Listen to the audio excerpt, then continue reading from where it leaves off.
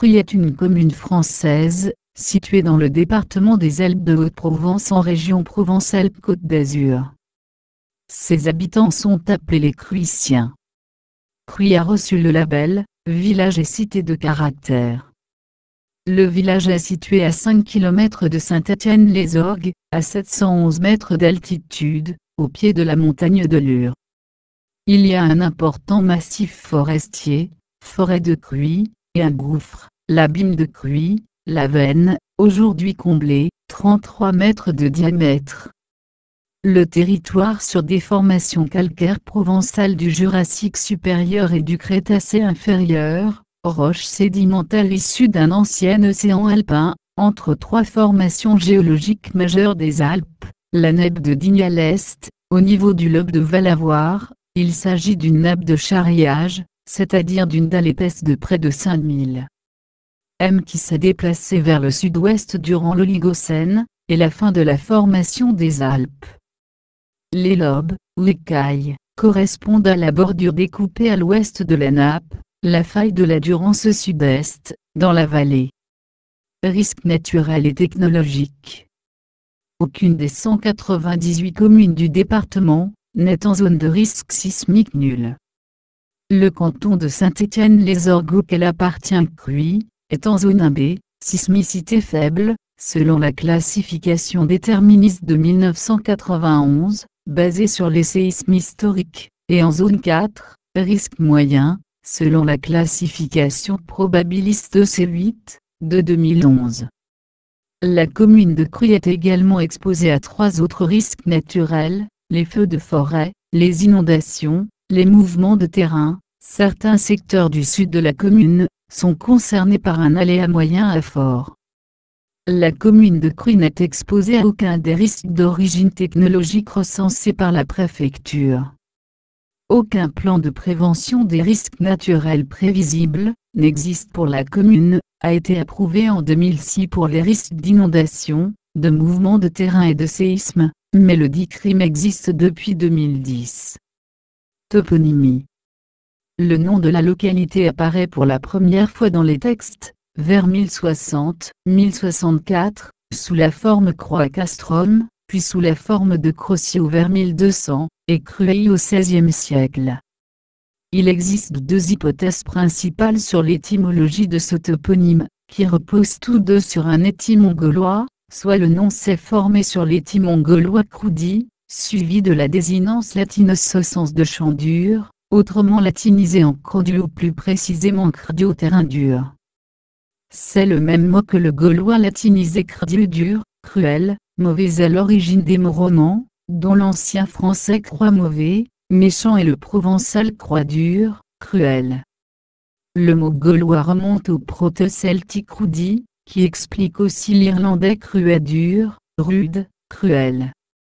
On retrouve cet élément dans des composés toponymiques comme Cruéjoul, Aveyron, Crdion-Vialon, ou le nom de personne Crodu. Xavier de la Mare adhère à l'explication précédente, mais propose également une étymologie par le gaulois cruxerce à tertre, monticule, mieux attesté en toponymie que le précédent, mais moins assuré dans ce cas.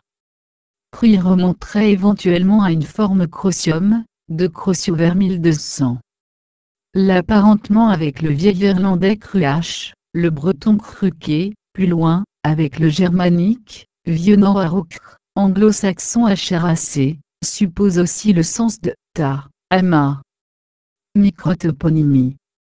La toponymie de la commune est souvent en rapport avec la nature du relief, l'école, pas de la Graille, pas de la Croix, le Grand Panier, la Montagne Noire, la Grande Plaine, qui désigne une zone relativement plane, en zone de montagne, les comtes de Chabrières, de l'Ours, de Russell qui sont en montagne de Lure, des vallées encaissées, sens différent du sens commun. Les sources sont souvent signalées, Fond de la Vie, de Blacas, Fontaine-Neuve. Le Blachessy est le bois de chêne blanc. L'érosion provoquée par la déforestation médiévale et moderne, ont laissé des traces dans les noms de lieux, la casse, qui désigne un éboulis, et le gravat, qui est la zone engravée, équivalente à un cône de déjection, au-dessus du village. L'exploitation agricole du terroir depuis des siècles a donné de nombreux noms. On a le bois du Défend, qui est un terrain possédé par le seigneur, ou la communauté où il est interdit de mener les troupeaux, la vigne de Castres, la Treille. Il y a eu des vignes plantées en cépage et à Cruy, jusque dans les années 1960. La grange d'Escar qui était une ferme, et surtout les très nombreux jats, bergeries. La Ferraie, à l'est du village, est une bonne terre convertie en prairie cultivée pour produire des fourrages. Le lieu-dit Les Gippières, à la limite de Montlot, est une ancienne zone d'extraction du gypse. Histoire, Antiquité. Dans l'Antiquité, le territoire de Cruy fait partie de celui des Sogiontiques, Sogiontii, qui peuplent la montagne de Lure, en étant fédérés aux Vaucons. Après la conquête, ils sont rattachés avec eux à la province romaine de Narbonnaise. Au IIe siècle, ce peuple est détaché des Vaucons, et forme une civitas distincte, avec pour capitale Segustero, l'actuel Sisteron. Une voie traversait Cruy à l'époque romaine, en direction de Malefougas, une portion de 10 mètres de large, est visible à Notre-Dame de Lumière. C'est sur cette voie qui continue d'être utilisée au Moyen Âge, qu'un péage est prélevé, et c'est à la présence de cette importante voie de passage, que Cruy doit d'être implantée en plaine, et non sur un site perché depuis le Moyen Âge. À la limite de la commune de Montlot, une pierre de grès, dite la pierre de Cruy, inscrite, orologio, et ornée d'animaux, aigles, lions, basiliques et agneaux porteurs de croix, aux angles, a été découverte au milieu de tombes médiévales. Alors que le sud-est de la Gaule était une terre burgonde, le roi des Ostrogoths Théodoric le Grand, fait la conquête de la région entre la Durance, le Rhône et l'Isère en 510. La commune dépend donc brièvement à nouveau de l'Italie, jusqu'en 526. En effet, pour se réconcilier avec le roi burgonde Gondemar III, la régente ostrogoth, Amalazonte, lui rend ce territoire. Au Moyen Âge, la présence d'une abbaye entraîne la création d'un village dès les alentours de l'an 1000, décrit comme fortifié dès 1060. Les maisons s'organisent autour des bâtiments du couvent. La communauté villageoise n'avait pas de seigneur laïque, l'abbaye était seigneur ecclésiastique du lieu, et gérait la communauté. La congrégation des chanoines réguliers de Cruy est fondée au XIe siècle, l'abbaye Saint-Martin en étant le centre. Prospère, elle compte à son apogée 14 églises sous sa dépendance dans le diocèse de Sisteron. Mais la crise de la fin du Moyen Âge, la Grande Peste et la guerre de Cent Ans, provoquent son effondrement, effectif en 1456. Le long conflit qu'elle eut avec les évêques de Sisteron à propos du privilège d'exemption, est clos par le rattachement de l'abbaye à la mense de l'évêque de Sisteron, en 1456. L'évêque y installe sa deuxième résidence. Administrativement, la communauté de Cruy relevait de la viguerie de Fort-Quelquier, et l'abbaye Saint-Victor de Marseille possède des biens à Cruy. Époque contemporaine. Durant la Révolution, la commune compte une société patriotique, créée après la fin de 1792. Le coup d'État du 2 décembre 1851, commis par Louis-Napoléon Bonaparte contre la Deuxième République, provoque un soulèvement armé dans les Basses-Alpes, en défense de la Constitution. Après l'échec de l'insurrection, une sévère répression poursuit ceux qui se sont levés pour défendre la République. 17 habitants de Cruy sont traduits devant la commission mixte, la majorité étant condamnée à la déportation en Algérie.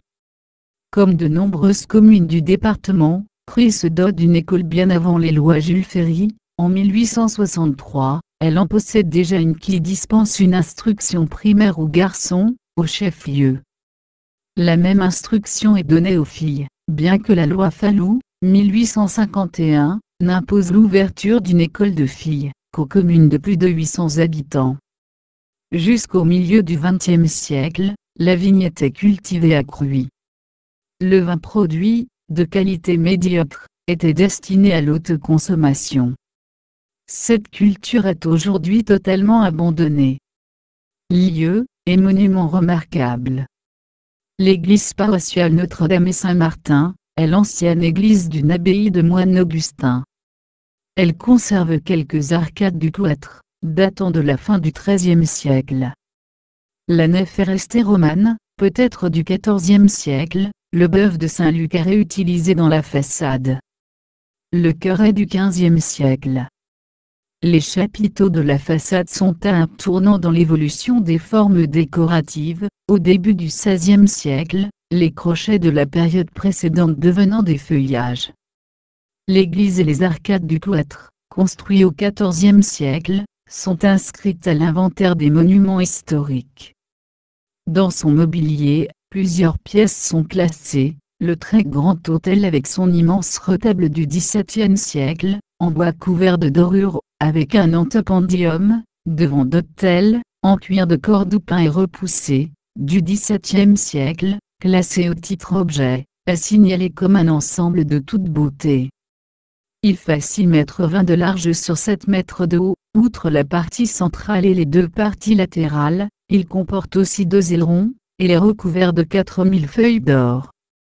Le tableau du baptême du Christ est une œuvre de Monticelli, qui a peint aussi une toile représentant l'intérieur de l'église avec le retable.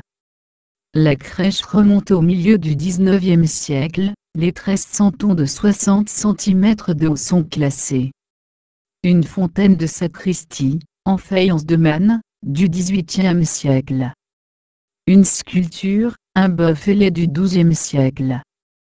Un chapiteau du XIIe siècle. Un bas-relief, les obsèques d'un moine du XIVe siècle. Parmi les autres œuvres, une descente de croix, attribuée à Nicolas Mignard par L. Aubanel, restaurée par Martin Cadenet en 1845, et par Jean Boucher, peintre restaurateur des musées de France, et des monuments historiques. Un tableau représentant Marie-Madeleine, l'original est exposé dans la chapelle de gauche, et la copie est sur le retable. L'original est peint sur les deux faces. Ce tableau est découvert à l'occasion du remplacement des vitraux du chœur. Le dos du tableau représente un évêque regardant un soleil au pied d'un autel. L'œuvre au dos, appelée l'évêque au soleil noir, date comme la Marie-Madeleine de la fin du XVIIIe siècle. Le personnage représenté sur le tableau est identifié comme étant Saint Denis l'Aréopagite, par Régis Bertrand de l'Université de Provence. C'est en tout cas l'unique toile représentant cette scène, qui figure sur deux vitraux, l'un à Bourges, l'autre à Chartres et des fresques à Oron dans les Alpes-Maritimes. Une huile sur toile, retour de la Sainte Famille de Jérusalem par L. Albanel, 1861. À l'est du village, se trouve la chapelle Croix de Lumière, construite en 1682. Il reste des vestiges du moulin à rouleaux des moines chalésiens. Il se trouve un pigeonnier dont la particularité est un pignon incurvé.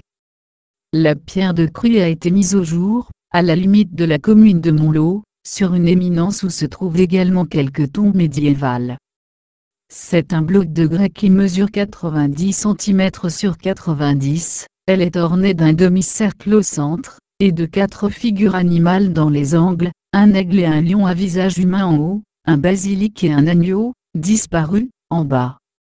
D'après l'inscription, Orologio, et le trou central qui a pu accueillir un style, la pierre est souvent interprétée comme un cadran solaire.